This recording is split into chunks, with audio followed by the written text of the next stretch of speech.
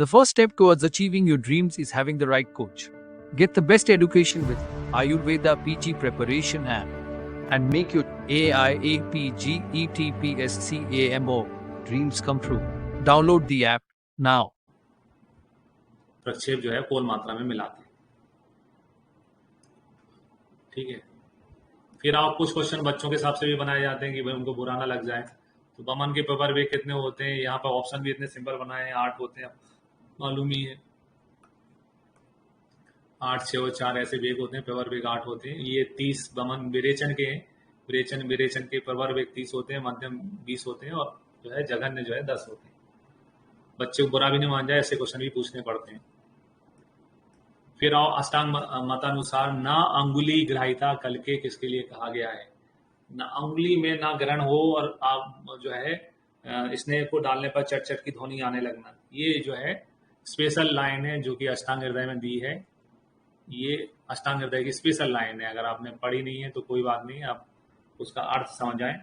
6वां chapter है, उसमें कल्प में स्नेह सिद्धि के बारे में बताया गया, वहां पर ये श्लोक आता है, स्नेह सिद्धि का है ये। इनमें से कोई नहीं तो सही नहीं था, ले हो नहीं सकता है। अंगुली से ग्रह वाला अंगुली मर्दित आता है क्योंकि ले में तो केवल मृदु स्नेह पाक इसमें देखना था, तो मृदु स्नेह का में तो रस बनता है, रस शब्द यहाँ लिखा नहीं है। इस प्रकार से अगर अपन इस क्वेश्चन को हल करने जाएंगे तो स्नेह सिद्धि पे पहुंच जाएंगे। इसका आंसर क्या है, स्नेह सिद्धि है। फिर भी अगर आप बिल्कुल ही रिस्क नहीं लेना चाहते, इस टाइप का क्वेश्चन बिल्कुल नहीं समझ में आ रहा तो छोड़ भी सकते हो, सारे हल करने की जरूरत नहीं है। अगर आप है ना लॉजिकली अगर आप पहुंच रहे हो तो ठीक है, नहीं है तो छोड़ भी सकते हो। फिर आओ त्रयो उपस्थम जो है कैसे संबंधित है, तो त्रि उपस्थम होते हैं आहार, निद्रा और ब्रह्मचर्य। इस पे आपसे ये क्वेश्चन में निद्रा सही है, आपको मालूम है। संस्कृत में भी पढ़ते हैं, चरक सूत्र स्थान अध्याय 11 है, वहां पर आहार, स्वप्न और ब्रह्मचर्य इनको त्रिय स्तंभ बताया गया है। सिंपल क्वेश्चन है। फिर आओ सर्वकाल देया बस्ती कौन सी होती है, तो सर्वकाल देया बस्ती जो है वो यापना बस्ती होती है, हमको मालूम है। यापना बस्ती के लिए कहा गया है सर्वकाल देया बस्ती, और जो मात्रा बस्ती है उसके लिए कहा गया है सर्वकाल निरत्य। सभी काल में निरत्य यानी कि कोई उपद्रव नहीं करने वाली जो है वो मात्रा बस्ती होती है, और ये सर्वकाल देया जो है ये आपना बस्ती है, सभी टाइम पे दी जा सकती है। फिर आए निम्नलिखित में से कौन सा प्रमाण सुश्रुत द्वारा वेदोक्त अध्याय में मान्य नहीं है, तो सुश्रुत ने 4 प्रमाण बताए, प्रत्यक्ष बताया, आप्तोदेश यानी आगम बताया, अनुमान बताया। युक्ति प्रमाण जो है वो चरक का है, सुश्रुत का नहीं है। सुश्रुत में तो उपमान प्रमाण बताया, सुश्रुत में ऊ की मात्रा होती है, सुश्रुत जब लिखते हैं अपन तो सुश्रुत में ऊ की मात्रा होती है, उनने उपमान प्रमाण बताया। ये बेसिक अंतर है जो सभी को मालूम है, हम सभी ने पढ़ रखा है। इस क्वेश्चन का आंसर क्या है, युक्ति है, सिंपल सा है। फिर आओ किस व्याधि के संदर्भ में कहा गया है मृत्यु कालो कृतायु, किस व्याधि के संदर्भ में कहा है मृत्यु काले कृतालयो कहा गया है, यानी जो व्याधि जो है वो मृत्यु के समय जरूर हो जाती है। तो हिक्का श्वास ऐसे जो है जो मृत्यु की बेला में हमेशा हो जाते हैं, ये पढ़ते हैं। ज्वर जो है मृत्यु के समय भी आता है, जन्म के समय भी आता है, हिक्का श्वास मृत्यु के समय हमेशा आता है। तो हिक्का कांस का श्लोक है, और ये चरक में थोड़ी लाइन अलग है, ये अष्टांग हृदय की लाइन यहाँ यूज की गई है, अष्टांग हृदय निदान 4/31।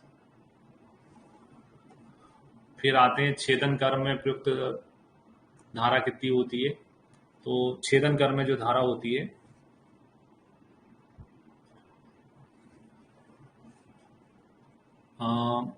एक फंडा था हमारा, छोड़ो बीती बातें लाओ भेद नया, यानी छेदन में सबसे ज्यादा धार चाहिए होती है। तो अर्ध केस की जो है एक फंडा में याद कराता हूँ, छोड़ो, फंडे ही याद आते हैं एग्जाम में, बीती बातें लाओ भेद नया,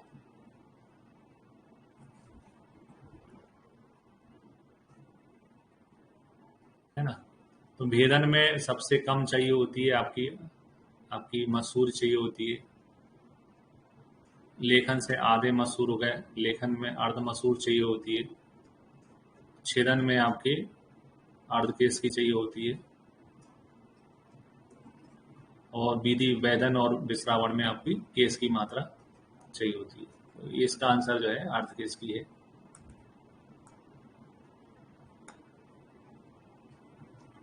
फिर आओ नखम न बाधित किसके लिए कहा गया है। ये क्वेश्चन मैं बहुत पहले जब से नोट्स बनाया तब से लिखता रहता था और अल्टीमेटली इस एग्जाम में आया। नखम न बाधित सही आंसर है। यहाँ पर नख नहीं बजाने चाहिए, नाखून नहीं बजाने चाहिए।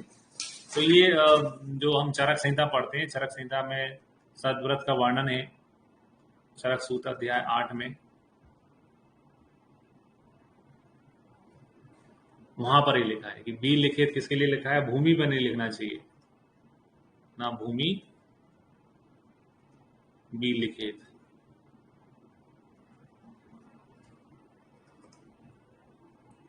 विघटन किसका नहीं करना चाहिए, तो धातों को नहीं खटखटाना चाहिए, तो ना दंतान विघटित लिखा था वहां पर। किसको नहीं रगड़ना चाहिए, तो ना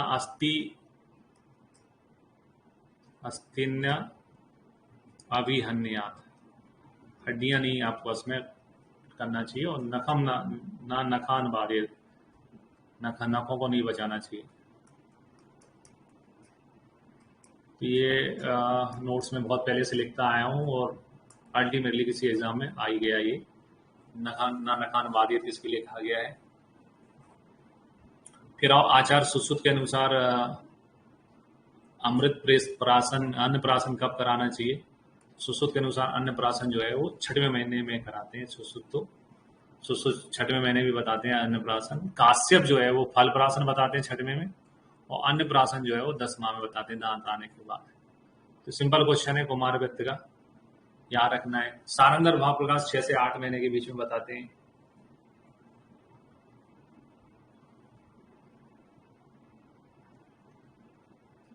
फिर यथा पूर्वम सिस्टम अंजन जो है उस का क्रम क्या है, पूर्व के क्रम में कौन सा श्रेष्ठ होता है।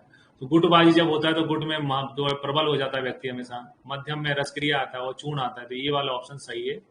याद में ऐसे कराता था कि जो गुटबाजी करते हैं वो प्रबल होते हैं, फिर रसक्रिया फिर चूर्ण आता है। तो ये वाला ऑप्शन बिल्कुल सही है। सुश्रुत में उत्तर रंध में अंजन के बारे में आता है। फिर सिद्धिया उपास्या कौन से गुण होते हैं, तो पराधी गुण जो है वो सिद्धि उपास्या गुण होते हैं, और जो गुरुवादी गुण होते हैं वो चिकित्सीय गुण होते हैं, है ना। और ये सिद्धि उपाय गुण होते हैं, पराधी गुण।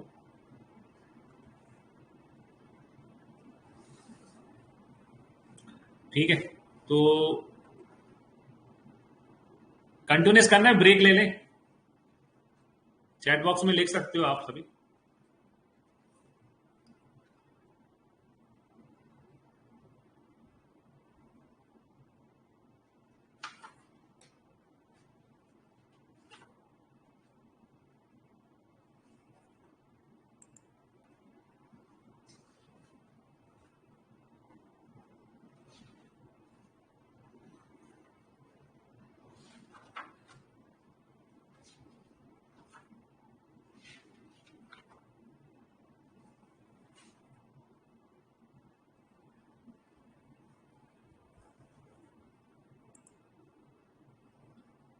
ब्रेक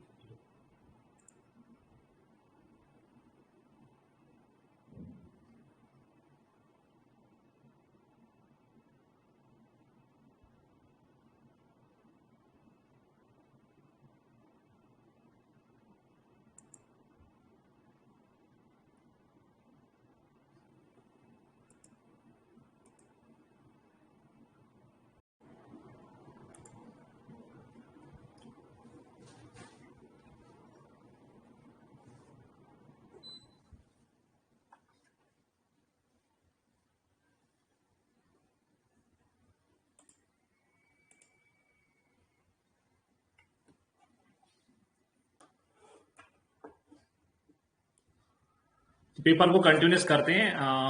क्वेश्चन नंबर 71 लगाते हैं। अब हम 71 नंबर का क्वेश्चन है कि किस व्याधि की चिकित्सा में प्राणदा दौ से विवद्य संप्रवर्धनी कहा गया है। बहुत ही इंपॉर्टेंट है इस पेपर की खासियत थी, हमने व्यामी 2 से व्यामी मिश्र इसी पेपर में देखा और भद्रम भद्रम भी इसी पेपर में देखा। तो एग्जामिनर को कुछ एक जैसे शब्द जो है पसंद आते हैं कभी कभी। तो यहाँ पर प्राणदा, ये जो पहला शब्द है, इसका कहने का मतलब होता है हरण, यानी हरितकी जो है उसको उसका पर्याय होता है प्राणदा। दूसरा जो शब्द प्राणदा यूज किया गया है, इसका मतलब होता है हरितकी जो है वो प्राणों को देने वाली होती है, प्राणों को देने वाली।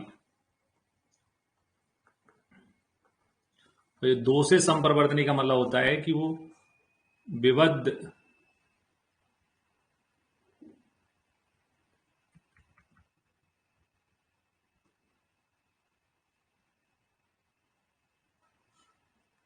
विबद्ध जो है दोष को प्रवृत्त करने वाली होती है।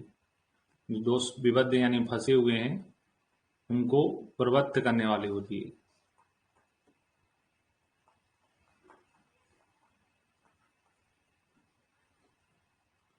तो ये श्लोक एग्जाम में आता है। श्लोक जो है हरित की, आपने समझ मालूम है कि अतिसार में बातम नमक होती है, लेकिन आम अतिसार में चूंकि आम का संग्रह नहीं किया जाता इसलिए यूज होती है। तो ये अतिसार में ही आता है। अष्टांग हृदय का कोटेशन है। अष्टांग हृदय जब हम पढ़ते हैं तो चिकित्सा स्थान में 9वें अध्याय का ये 5वां कोटेशन है। बहुत ही इंपॉर्टेंट है, एग्जाम में कई बार रिपीट होते हुए मिलेगा। और प्रवाहिक अतिसार में आपका कंफ्यूज मत हो जाएगा, क्योंकि चैप्टर हमेशा अतिसार के नाम से ही बताया गया। तो किस व्याधि की चिकित्सा में अतिसार में है, बहुत ही इंपॉर्टेंट है। आज आपने पहली बार एक क्वेश्चन देखा है, लेकिन बहुत रिपीट मिलेगा आपको ये। उसके बाद बढ़ते हैं 72वें क्वेश्चन में। कॉब्जियम शरीर अवसादियम किसका लक्षण है? तो ये जो शब्द होता है कॉब्जियम का, ये संस्कृत शब्द है। हिंदी शब्द इसका मतलब मैं पढ़ाते समय कई बार बोलता हूँ कि उसका मतलब होता है कुबड़ापन। कुबड़ा जो कोई हो जाता है, एक्रोमेगाली होता है, तो कोई 1-2 दिन के लिए नहीं होता है, पूरी आयु के लिए होता है। स्नेह धन आयु, मैं समझाता हूं आपको, स्नेह आयु का एक याद करने का तरीका है। तो पूरी आयु के लिए होता है। इस फंडे के आधार पे ये कभी नहीं भूल सकते व्यक्ति कि स्नायु विद्ध का होता है कॉब्जियम, क्योंकि कुबड़ा होगा तो छोटी मोटी नहीं, पूरी आयु के लिए हो जाएगा।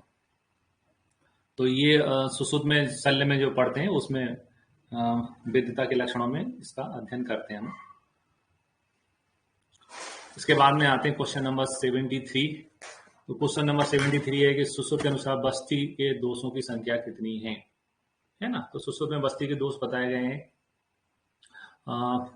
पीड़ा बस्ती दाता से, तो पीड़न दोष जो है 4 होते हैं, दाता दोष 5 होते हैं, प्राणिधान दोष 6 होते हैं, है ना? सही और से यानी सैया दोष 7 होते हैं, और जो द्रव्य दोष होते हैं और नेत्र दोष होते हैं वो 11 होते हैं। जैसे मैं याद रखने के लिए हमेशा आपको पढ़ाते समय एक फंडा बताता हूँ कि बस्ती नेत्र जो है, बस्ती नेत्र किसी धातु से बने होंगे, तो कोई तांबे का बना होगा, कोई चांदी का, कोई लोहे का। तो बस्ती नेत्र 1 से 1 होते हैं, 1 से 1 यानी 11 होते हैं। ये इसका सही आंसर है। सुश्रुत में बस्ती नेत्र जो है वो कितने होते हैं? 11 होते हैं। फिर आते हैं क्वेश्चन नंबर 74 में। पवन पीड़ित देह गति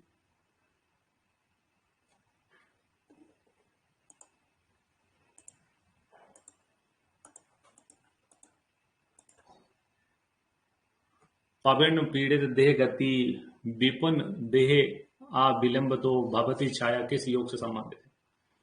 पहली बार आप पढ़ोगे तो आपको, मैं भी बोलता हूँ कुछ चीजें नोट्स में नहीं होती, तो जब पहली बार पढ़ते तो लगती है ये क्वेश्चन कहाँ से आ गया। तो ये भी क्वेश्चन ऐसा ही है कि जो आप पहली बार देखोगे कहाँ से आया है। तो एक तो है कि सिंपल सा आप हाथ ऊपर कर दो कि भैया ये क्वेश्चन हमें नहीं आता है, छोड़ना है। दूसरा क्वेश्चन को समझते हैं। क्वेश्चन में कहा है कि पवन पीड़ित, पवन से पीड़ित जो है किसी की देह की गति है, वो इस कषाय को पीने से भी द्रुत हो जाता है। विलंब की जगह द्रुत यानी तेजी से कार्य करने लगता है। ठीक है, अब ये क्या हो सकता है ये समझते हैं। तो पिति सारणी आदि कषाय लिखा है, तो मेरी बुद्धि के अनुसार जो मैंने पढ़ा है कि पिति सारणी तेल फेमस है, कषाय तो फेमस नहीं है, तो ये नहीं हो सकता है क्योंकि चलन में नहीं है। ऐसी बला मूल की जगह बला तेल ज्यादा यूज होता है। बाद व्याधि में बला मूल कषाय कम होता है, बला मूल होता भी तो बस्ती के रूप में होता है। तो ये दोनों तो नहीं हो सकते। अब या तो रासना है या सहचर है। इसको होता है कि भैया जितना ज्ञान है उससे पहले हम फाइट कर लें कि क्या सही हो सकता है। तो रासना या सहचर 2 में से एक इसमें आंसर हो सकते हैं। अब रासना, चूंकि रासना कषाय के नाम से कई है, रासना कषाय है, महारासनादि कषाय है, रासना सप्तक है, रासना पंचक है, रासना के बहुत सारे कषाय हैं। ठीक है, तो या तो रासना सही है या सहचर सही है। अब यहाँ पर जो क्वेश्चन आया हुआ है वो रासना का नहीं है, वो किसका है, सहचर का है। रासना में महारासना कसाय ज्यादा यूज होता है, तो महारासना में नहीं लिखा था, रासनादी लिखा था, तो भी उसके कम चांसेस थे तुक्केबाजी करने के हिसाब से। लेकिन नया क्वेश्चन है, तो अब अभी हम चाहे गलत कर दें या छोड़ दें, इसके बाद हमसे ये गलत नहीं होना चाहिए। तो ये अष्टांग हृदय का क्वेश्चन है और गवर्नमेंट सप्लाई में सहचरादि कसाय कॉलेजों में आता है, इसलिए पूछा गया है। ये 21वां चैप्टर है, उसका श्लोक नंबर है 56, वहां पर ये आया हुआ है सहचरादि कसाय। सहचरादि कसाय में क्या होता है, ये केरल जो फार्मेसी है वो बनाता है। तो सहचर होता है और सा से चालू होने वाला इसमें सुर दारू होता है, ठीक है, सुर दारू, दारू परिद्रा, और सा नागर, नागर यानी सौंठ होती है। इनका काढ़ा होता है 3 सा से चालू होने वाले अक्षरों का, और इस काढ़े को तेल के साथ मिला के देते हैं, है ना, तो व्यक्ति पवन पीड़ित जो देह गति है वो ठीक हो जाती है। थोड़ा स्पेशल है, इसलिए स्पेशल क्वेश्चन बन के आया है। घबराने की जरूरत नहीं है, कोई भी एग्जाम होगा आपको 10 क्वेश्चन नए मिलेंगे ही। तो अगर बिल्कुल आपको दिमाग बिल्कुल नहीं चल रहा है तो इस टाइप का क्वेश्चन छोड़ दो, बिल्कुल मत रिस्क लो। और जितना मेरा दिमाग चला कि भैया ये 2 नहीं हो सकते हैं, 2 में चांसेस हैं, तो चांस ले सकते हो फिर आप। फिर आते हैं 75वां क्वेश्चन है कि विटब मर्म पर आघात होने से उत्पन्न लक्षण क्या है। तो ये विटब मर्म फेमस है, विटब मर्म में आघात होता है तो नपुंसकता आती है, सभी को मालूम है ना। इसमें ये विटब का और विदुर का तो क्वेश्चन आता ही रहता है। विदुर में आघात होता है तो व्यक्ति बहरा हो जाता है, और विटब में होता है तो सड़त नपुंसकता आ जाती है। तो इसका आंसर सड़त या अल्प सुकृता सही है। सुसुसारी में ये लिखा आता है, सुसुसारी में जो मर्म वाला चैप्टर है, सुसुसारी अध्याय 6, वहां पर ही आता है। फिर आते हैं कुष्ठ किस त्वचा में आश्रित रोग है। तो ताम्रा, बेदनी, बेदनी ताम्रा। तो कि ये ताम्रा पढ़ते हैं तो अपना फॉर्मूला था KKT, KKT करके मैं याद कराता हूं। तो KKT का मतलब होता है कि ताम्रा में कौन कौन से रोग होते हैं, कुष्ठ क्लास होते हैं ताम्रा में। और वेदना में आपको वेदना फैलने वाले रोग से होती है, तो कुष्ठ और विसर्प आता है ना। श्वेता तो चार्मिंग है, तो श्वेता में चर्मदल, अजगल्ली का आता है, मशक आता है।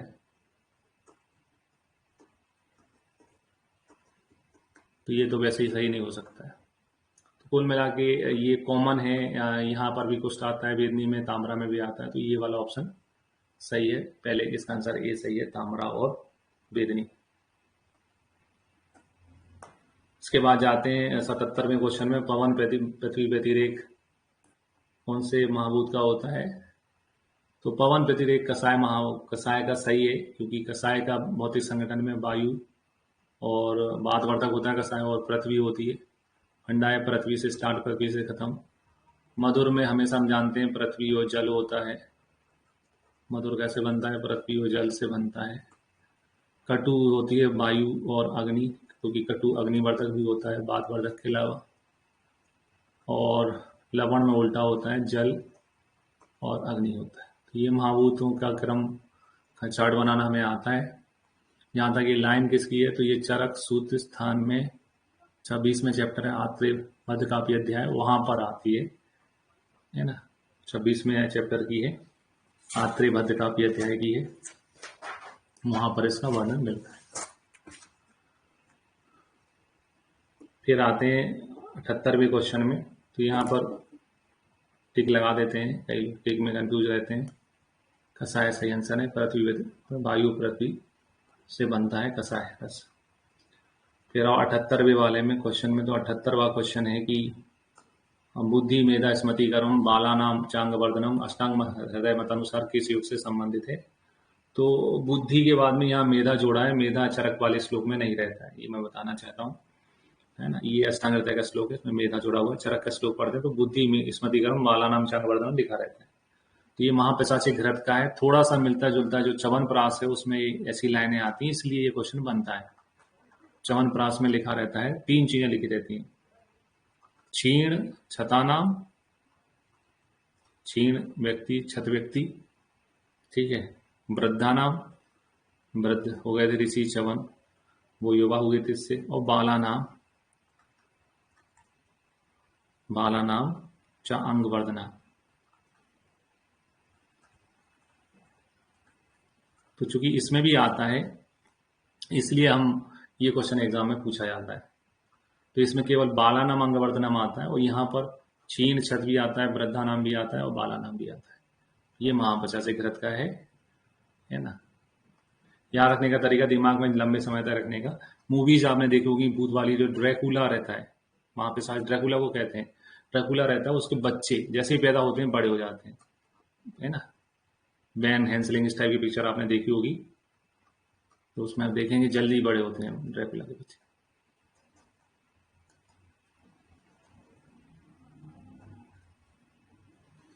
इसमें केवल बाला नाम है, इसमें 3 है, क्षीण भी है, व्रत भी है और बाला नाम भी है।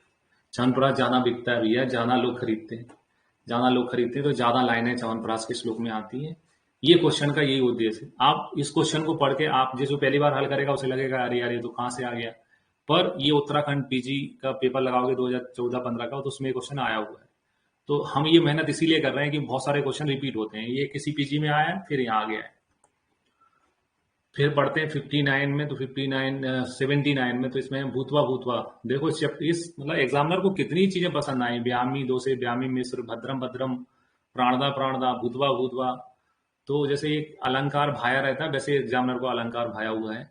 भूतवा भूतवा यानी कि जो बार बार होता है वो सर्वच प्रतिशय होता है, जो जिसमें नाक कभी आर्द्र कभी गीली रहती है, वो दुष्ट प्रतिशय होता है। तो इसमें तो कंफ्यूजन है ही नहीं है कहीं से कहीं तक।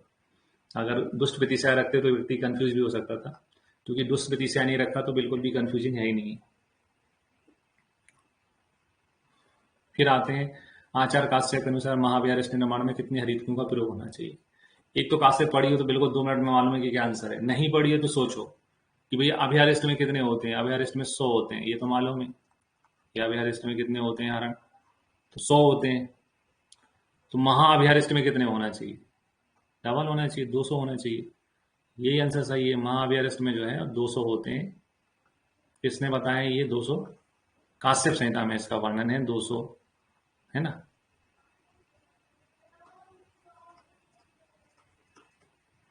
राजक्षमा की चिकित्सा में आता है महाअभ्यारिष्ट, काश्यप ने राजक्षमा की चिकित्सा में बताया है, जिसमें 200 है। फिर आते हैं प्राणायाम उद्देशन त्रासनानी। प्राणायाम करना चाहिए, उद्देशन करने, त्रासन करने, जिसके श्लोक में बताया है। अब इसमें देखो प्राणायाम लिखा है, उद्देशन लिखा है, त्रासन यानी डराना। अब डराने का किस किस रोग में डराने की बात है, प्रमेय में तो बिल्कुल नहीं है, श्वास में तो बिल्कुल नहीं है, हिक्का में व्यक्ति को डराते हैं, कौन याद कर रहा है तुम्हें। उन्माद में भी, जो भूतोन्माद इस टाइप के पेशेंट रहते हैं उनमें हम डराते हैं। तो 2 में से एक आंसर हो सकता है, हिक्का और उन्माद। अब हिक्का जब चिकित्सा पढ़ते हैं तो ऑलरेडी हिक्का में सुश्रुत ने कुंभक का वर्णन किया है, कुंभक प्राणायाम का, ये सभी को मालूम है। तो इसका आंसर डेफिनेटली क्या होना चाहिए, हिक्का होना चाहिए, क्योंकि उन्माद का प्राणायाम से कोई ज्यादा लेना नहीं। पागलपन व्यक्ति प्राणायाम से ठीक नहीं हो जाएगा, हिक्का जरूर ठीक हो जाता है। तो ये इसका आंसर क्या है, हिक्का। फिर और दाएं नेत्र से देखी वस्तु को अनुभूति बाएं नेत्र से होना, ये आत्मा के लक्षण पढ़ते हैं 22। स्वप्न में देहांतर गमन, दाएं वस्तु से देखी वस्तु को बाएं से देख समझ लेना, ये सब लक्षण जो है चरक में आत्मा के लक्षण बताए हैं, है ना। आत्मा के लक्षण जो है चरक संहिता 2 बार पढ़ते हैं ना अपन, तो 22 गुण आत्मा के बताते हैं, उसमें आता है। तो ये आत्मा का है। सुसुप्त में 16 है लक्षण। फिर आओ उत्साह और हर्ष की योनि कौन सी होती है। अब जो पहली बार हल कर रहे हैं तो उनको लग सकता है ये क्वेश्चन कहाँ से आ गया, लेकिन ये पहले उत्तराखंड पीएससी में पहले पूछा जा चुका है, इसलिए नया क्वेश्चन नहीं था। जो है ये श्लोक बात कला कली अध्याय का है। बात कला कली अध्याय में जब अपन बात के गुण पढ़ते हैं वहां पे आता है कि हर्ष और उत्साह की योनि जो है वो क्या है,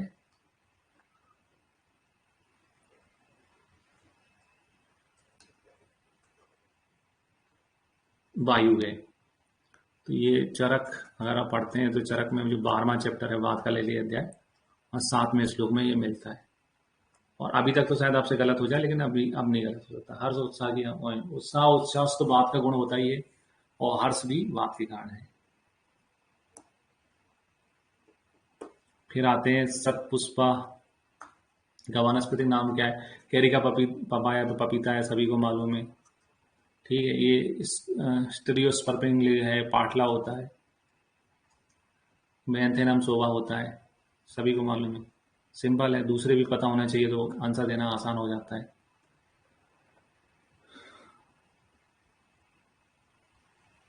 फिर आप दोलायंत्र विधि से किसका निर्माण करने के लिए कहा है? तो ना तो चीरपाग में कुछ हमें यूज करना पड़ता है, मांस रस भी घर पे बन जाता है, बेस बार है। उष्णोदक में भी कोई यंत्र नहीं चाहिए होता है, बर्तन में गर्म कर लो। केवल लाक्षारस रस जो है उसके निर्माण में हमें दोला यंत्र का प्रयोग करना पड़ता है। तो दोला यंत्र का प्रयोग किसमें होता है? लाक्षारस रस निर्माण में। फिर और पक्वास है तो दो इक्का कांसो आंत पूजनम डेड डेड डेड से अति कौन से वेग का लक्षण है?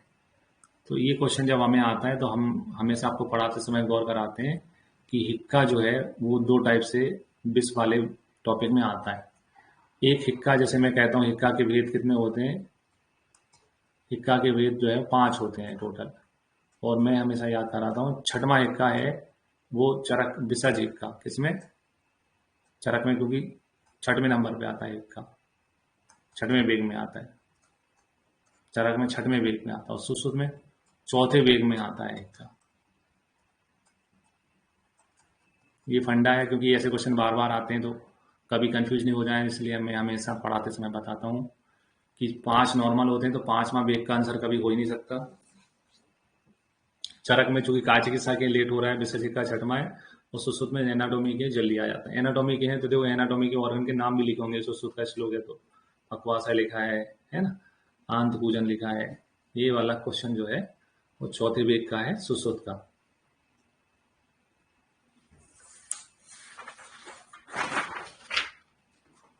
फिर आते हैं 87 में। तो 87 में ये बताया गया है कि जोड़े बनाने, जो हम जिस पेपर की खासियत है, बहुत सारे जोड़े हमने बनाए हैं। तो जोड़े बनाने में देखते हैं कौन सा किसका है। तो सूची 1 और सूची 2 से सुमिलित कीजिए। अब ऐसे पढ़ के घबराना नहीं है। इसमें साराम्बु कब यूज करते हैं, पाटला वासित अम्ब कब यूज करते हैं, कौप्य अम्ब कब यूज करते हैं, वो इसमें पूछा जा रहा है। तो एक तो हमें मालूम है कि हंसोदक जो है वो शरद में होता है, ये तो हर बच्चे को मालूम है। ठीक है, तो डी का दूसरा होना चाहिए। तो एग्जामिनर भी चालाक है, सभी में दूसरे नंबर पे ही रखा है डी को। तो ये तो इतना ज्ञान से तो हमें फायदा नहीं हो रहा है ना, इतना ज्ञान से तो हमें फायदा नहीं होगा। अब हमें इससे ज्यादा थोड़ा हमें को याद करना है। तो बसंत में सार ग्रहण करते हैं, ये हमने सबको मालूम है। साराम्बू जो है वो बसंत का होता है, तो पहले का चौथा होना चाहिए। पहले का चौथा केवल एक में ही है। बी पाटला वाले का है, पाटला वासित अम्ब जो है ग्रीष्म ऋतु में, और कौप्य जल जो है वो यूज किया जाता है वर्षा ऋतु में। तो यहाँ पर डी आंसर सही है। हमें बस 2 थे, बसंत में सारे ग्रहण करना पड़ता है, हंसोदक शरद में लिया जाता है। इतने ज्ञान से हमने इसको सही कर लिया, है ना।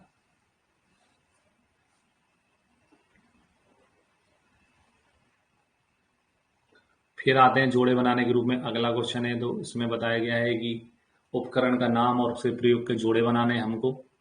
तो गंडू पद मुखी जो है, गंडू जो होते हैं वो हमेशा केंचुए जो है वो जमीन में ऐस करते हैं। ये मेरा फंडा है, तो फंडे तो कभी भूल ही नहीं सकते।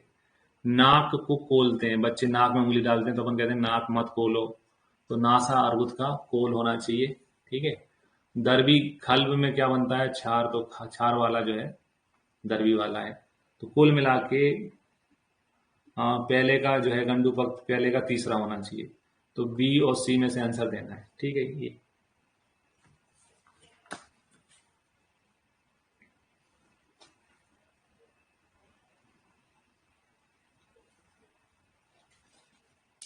बी और सी में से आंसर देना है। तो इसके बाद मसूर क्या है? मसूर हो गया सोतोगत सल निरण में काम में आते हैं मसूर। तो बी का जो है क्या होना चाहिए? ए। सी का कोल का होना चाहिए नासा अर्बुदरण दूसरा। ठीक है, दरबी का होना चाहिए चौथा। तो बी आंसर इसमें सही है। ये आंसर सही है। पहले का गंडू का एस होना चाहिए, मसूर का क्या होना चाहिए? स्रोतोगत, नाक मत खोलो कोल का सी का होना चाहिए दूसरा, और दरबी का होना चाहिए छार।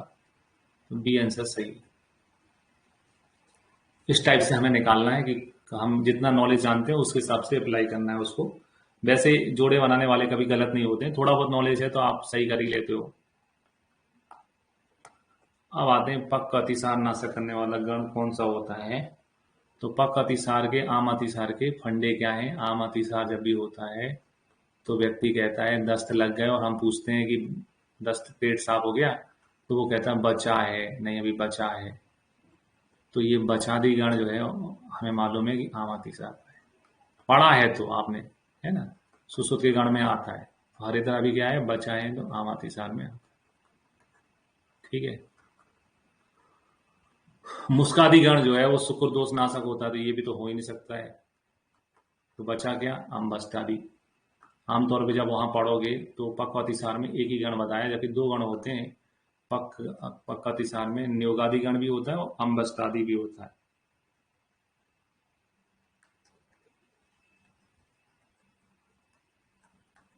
तो ये बोलेगा बचा है, और पक्क अतिसार वाला हमेशा बोलेगा ना रे बाबा ना, न्योगादि अम्बस्टादी। ये फंडा आप कभी भूलना नहीं है। आप बचा है और ना, पक्क में ना भूलेगा ये, क्योंकि एग्जाम में कई बार फिर से आएगा। उसके बाद बढ़ते हैं क्वेश्चन नंबर 90 में। तो क्वेश्चन नंबर 90 है, सामान्य प्रोथ्रोम्बिन निर्माण के लिए यकृत को किस विटामिन की आवश्यकता होती है। प्रोथ्रोम्बिन निर्माण के लिए विटामिन के की जरूरत होती है। विटामिन से 2 क्वेश्चन पूछे गए हैं एग्जाम में इससे पहले, है ना। पर्सिनेस एनीमिया भी पूछा था। यानी विटामिन अगर आप भूलते हैं तो रिवीजन की लिस्ट में डाल दो, अगर नहीं भूलते तो कोई दिक्कत नहीं। फिर आते हैं आपके गांधारी कहाँ होती है। तो ये मेरे नोट्स में पहले नहीं था, तो मेरे संस्कृत के नोट्स जो पहले पढ़ते थे उसमें मैंने एक्सटेंशन करके 2-3 पेज बाद में जोड़े। गांधारी नाड़ी कहाँ स्थित होती है, तो सुषुम्ना में तो नहीं होती है ना। ईड़ा चंद से संबंधित है, ये सुषुम्ना बीच में होती है, तो ये तो आंसर सही नहीं है। अब दक्षिण चक्षु और वाम चक्षु सही हो सकते हैं, तो ये सही नहीं है, ये सही नहीं हो सकता। ये तो पढ़े ही हैं, तो ये तो सही हो नहीं सकते। अब गांधारी की बात की जा रही है। अब मेरे हिसाब से गांधारी, मैं नाम सुनता हूँ तो मुझे लगता है गांधारी इज फीमेल, फीमेल है। फीमेल के लिए हमेशा बायां हिस्सा होता है, ये वाला हिस्सा होता है। तो इस लॉजिक के आधार पे मैं बिना पढ़े इसका आंसर डी लगा के आऊंगा कि वाम चक्षु है, और ये सही भी आंसर है, ऐसा ही है। तो ये लॉजिक होता है कि आप हार ना माने और आंसर के जवाब दें। तो यहाँ पर अभी तक तो मैंने लॉजिक से ठीक कर लिया कि गांधारी है, तो गांधारी लड़की है, तो उसके लिए वाम होगा। अब अपन अपनी नॉलेज को बढ़ाते हैं। जो दक्षिण चक्षु होता है उसमें होती है हस्ती जीवा। कौन सी नाड़ी होती है, हस्ती। हंसती रहे तू हंसती रहे, जीव तेरी बाहर निकलती रहे हाथी जैसे लड़के। तो हस्ती जीवा जो है दक्षिण में होती है, वाम चक्षु में होती है गंधारी, है ना। ये अब इतना नॉलेज हमने बढ़ा लिया, थोड़ा और नॉलेज बढ़ा लेते हैं। वैसे हमको पढ़ना ही है, तो दक्षिण चक्षु याद कर लिया। दक्षिण कर्ण का याद करते हैं। दक्षिण कान में कौन सी होती है, तो दक्षिण कान में पूसा होती है। दक्षिण कान में पूसा, और वाम कान में, बीवी से तारीफ सुनना सबको अच्छा लगता है, यशस्वी।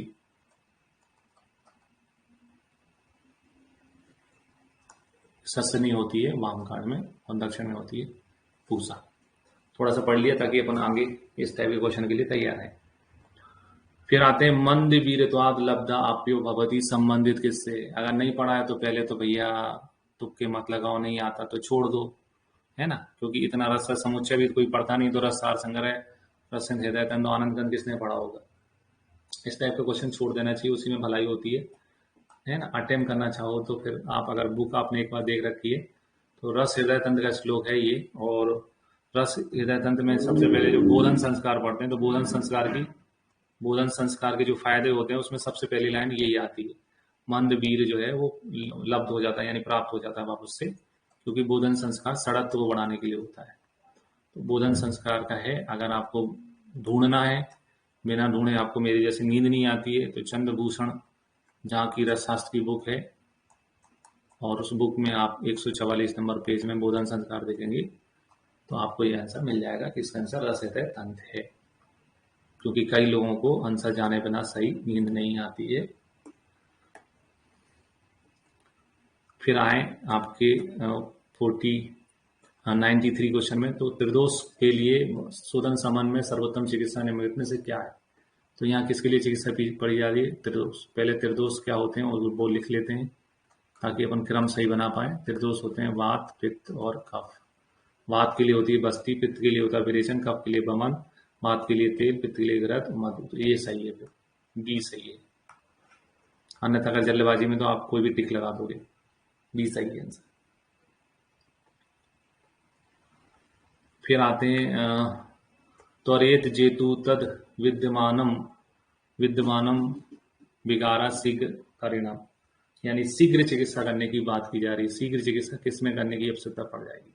तो दो सच में सन्निपातन में तो असाध्य होते हैं, तो इसमें क्या चिकित्सा की बात ही नहीं आएगी, है ना। इसमें ये तो हो नहीं सकते हैं क्योंकि ये तो असाध्य में ही चले जाते हैं, कष्ट साध्य साध्य में चले जाते हैं। शीघ्र चिकित्सा की जरूरत कृमिज में पड़ेगी। अब कृमिज हृदय रोग सही है कि शिरो रोग सही है? तो यहाँ पर एक शब्द आया विद्वानम, है ना। विद्वान तो दुवान, इस टाइप के क्वेश्चन हमेशा क्रमी में आते हैं, हृदय में ही छेद होते हैं, है ना। सिर तो भारी है। ये शीघ्र चिकित्सा वाला श्लोक जो है वो चरक का है, और कवच कृमिज जो है हृदय रोग के लिए।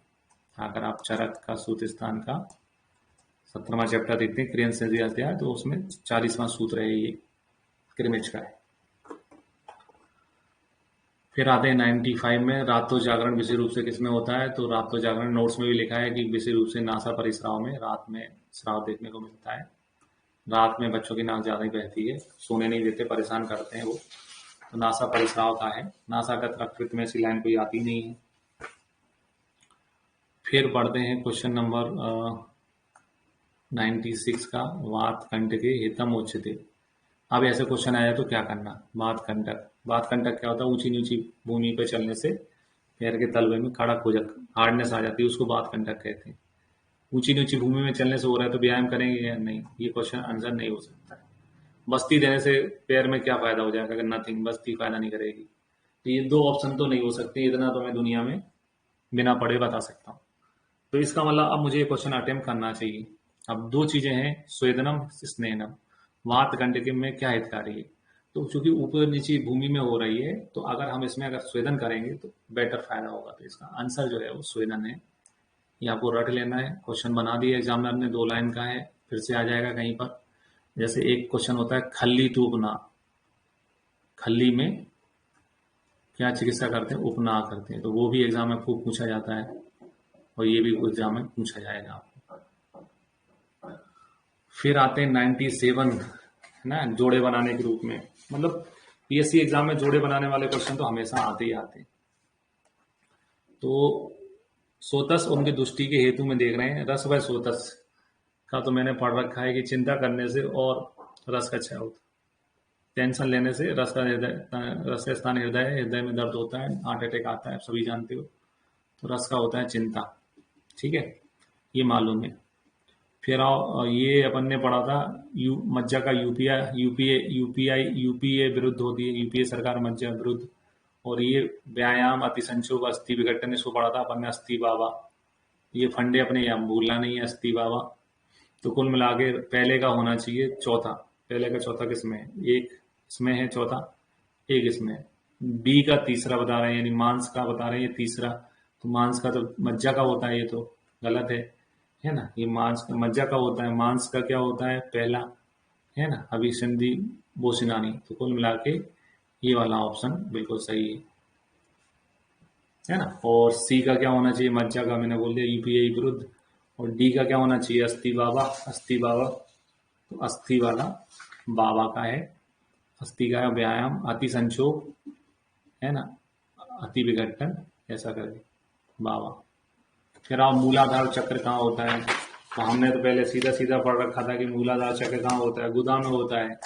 अभी हमने गुदा तो लिखा ही नहीं है, मूलाधार चक्र गुदा में होता है, तो गुदा लिखा ही नहीं है।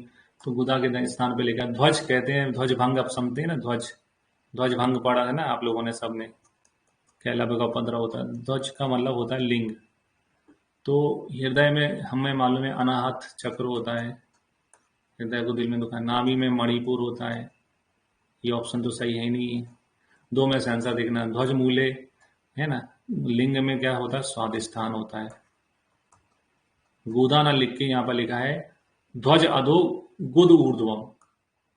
तो यहाँ तो गुदा लिखा ही नहीं है, तो ये तो बिल्कुल सही नहीं हो सकता। यहाँ गुदा तो लिखा ही नहीं है कुछ भी। गुदा में होता है मूलाधार, तो ये वाला सही आंसर है। आप आराम से यहाँ तक पहुंच सकते हो सोचते हुए। गुदा में होता है मूलाधार। फिर आते हैं 99 में, तो मुखम चतुष्कृति किसका होता है? तो मुख परिशोष जो है हमेशा जो है मूत्र क्षय का होता है ना। शुक्र क्षय में मुख शोष आता है। तो मुख शोष, मुख परिशोष, ये 2 क्वेश्चन मैंने पहले ही नोट्स में बना रखे हैं, बता रखे हैं आपको। मुख मूत्र क्षय का है, कहाँ है ये पढ़ते हैं हम, तो शरीर क्रिया में पढ़ते हैं। तो चरक सूत्र स्थान में 17वां चैप्टर के एनसीसी, उसमें ये आता है। फिर और यस्य ना स्तंभ ने गर्भा था, वो किसके लिए कहा गया है? तो पहले जिसमें गर्भ में स्पंदन नहीं होता है, तो लीन गर्भ में तो ना प्रसुप्ति लिखा रहता है, सुप्तति लिखा रहता है, ठीक है। बातानीपन में कोष्टम न पूर्यते इस टाइप का लिखा रहता है। तो ये तो क्वेश्चन है ही नहीं है, 2 में से आंसर हो सकता है केवल बाताविपन और लीन गर्भ में। तो स्तंभनी का ही है ये एग्जाम में। आप पहली बार देख रहे हो, मैं बोल रहा हूँ पहली बार देखने पे आपको लगेगा कि आप गलत कर सकते हो, लीन गर्भ क्यों नहीं हो सकता है। मैं जब पुराने पेपर आपको फिर से लगाऊंगा, अभी अपन दूसरे में पढ़ेंगे, तो आप देखोगे यूपीएससी 2008 में भी ये क्वेश्चन सेम आया हुआ है। तो एक बार आप क्वेश्चन किसी को देख लेते हो तो तुरंत निकालते हो बुक, कहाँ पर है जातहरणी? तो काश्यप संहिता में 7वां अध्याय है कल्प का, रेवती कल्प अध्याय, वहां पर आप इनको पढ़ लेते हो एक बार, तो आपके कंसेप्ट क्लियर रहते हैं कि ये वाला श्लोक किसका है, स्तंभनी वाला। ना स्तंभते, ना स्पंदन शब्द लिखा है, तभी तो क्वेश्चन बनाया है। नागुदर और बातानी पर लीन गर्भ इसलिए तो लिखे हैं कंफ्यूज करने के लिए। तो ये स्तंभनी नाम की जातहरणी का श्लोक, ठीक है। तो आपको पुराने एग्जाम्स में अपने में मेच्योरिटी डेवलप करनी है, क्वेश्चंस हल करते हुए कैसे हल करना है। और एक चीज हमेशा ध्यान रखना है कि क्वेश्चन अजर अमर होते हैं। तो एक बार कोई क्वेश्चन कहीं आ गया तो वो दूसरी बार एग्जाम में आ सकता है। 100 क्वेश्चन आपने लगाए हैं तो आपको 2 रजिस्टर बनाने हैं। आपको अपने पास आज से 2 रजिस्टर बनाने हैं, है ना। रजिस्टर के ऊपरी पेज पे हेडिंग डालनी है आपने, जैसे हेडिंग डाल ली MPPSC, है ना, आयुर्वेदा स्पेशलिस्ट पेपर 2017। अब इसमें क्वेश्चन नंबर कौन सा नहीं बना मुझसे, 5वां नहीं बना, लिख लिया। 11वां नहीं बना, लिख लिया। 17वां नहीं बना, लिख लिया। ये क्वेश्चन लिख लिया, उसका आंसर लिख लिया। क्योंकि ये आपको लगा कि मैंने पूरा सिलेबस पढ़ लिया फिर भी मेरे से नहीं बन रहा, तो ये लिख लिया। तो एक रजिस्टर ऐसा बना होना चाहिए ताकि आगे आपका 2 सेकंड में आपको 100 क्वेश्चन, जैसे अभी अपन को 100 क्वेश्चन करने में 2.5-3 घंटे लग गए, लेकिन अब जब रिवीजन करने जाओगे रजिस्टर बना रहेगा तो 100 क्वेश्चन आपके 100 ना क्वेश्चन करके आपको 17-20 जो नहीं बनेंगे वही पढ़ने पड़ेंगे, जिसमें आराम से 10-20 मिनट से ज्यादा टाइम नहीं लगेगा। दूसरा, आपको एक रजिस्टर बनाना है जिसमें लिखना है रिवीजन, ठीक है। तो आप पेपर सॉल्व करते समय आपको क्या महसूस हुआ? मुझे महसूस हुआ कि भैया मुझे विष के वेग भूल रहे हैं, तो मैंने विष के वेग का रिवीजन डाल लिया, ठीक है। धातुओं की क्षय वृद्धि भूल रहा हूँ, क्षय वृद्धि का रिवीजन में डाल दिया। एक सप्ताह के अंदर जितना उसमें डाला है वो सब वही टॉपिक रिवाइज करना है। रत्न उपरत्न नहीं पढ़े हैं अभी, मुझे वो पढ़ना है तो रिवीजन में डाल दिए। ये एक शॉर्ट लिस्ट बना लेनी है अपनी, कि ये शॉर्ट लिस्ट थोड़ी थोड़ी बढ़ती रहेगी। तो पूरा टॉपिक ना उठा के अब अगध में विष के वेग की चिकित्सा का रिवाइज कर लो, ठीक है। ये इसका मतलब है। तो शॉर्ट टाइम में आप जो भूलते हो वो धीरे धीरे धीरे धीरे आपसे भूलने वाली गलतियां कम होने लग जाएंगी। तो ये 2 रजिस्टर आपको हमेशा बनाने हैं। एक रजिस्टर है जिसमें आपको क्वेश्चन पेपर का वो डाल के रखना है कि कौन से आपसे नहीं बन रहा है, और एक रिवीजन का वन बना के रखना है, एक क्वेश्चन का, एक उसके आंसर रिवीजन का। इस टाइप से आपको तैयारी करनी है। तो आप फिर साम दंड भेद सब लेके बैठ जाओगे, आप 100% एग्जाम में सिलेक्शन तो दूर की बात है, टॉप करोगे आप, है ना। क्योंकि इतना पढ़ने के बाद आप किसी भी एग्जाम को निकाल सकते हो। एक बार आपने पूरा सिलेबस पढ़ा हो और सारे पेपर लगाए होंगे। तो अपन सारे पेपर लगाने के सफर में अब बढ़ रहे हैं। अभी हम क्लासेस के माध्यम से, ट्रायल के माध्यम से ये देखना चाहते थे कि टोटल टाइम कितना लगता है पेपर हल करने में, या मुझे विथिन 2 घंटे के अंदर कैसे पेपर हल करना है, क्योंकि आपको तो 1.5 घंटे में वैसे भी एग्जाम में 2 घंटे के अंदर करना है। तो उसी ड्यूरेशन को एडजस्ट करके इस कोर्स को अपन धीरे धीरे आगे रन करेंगे। Thank you.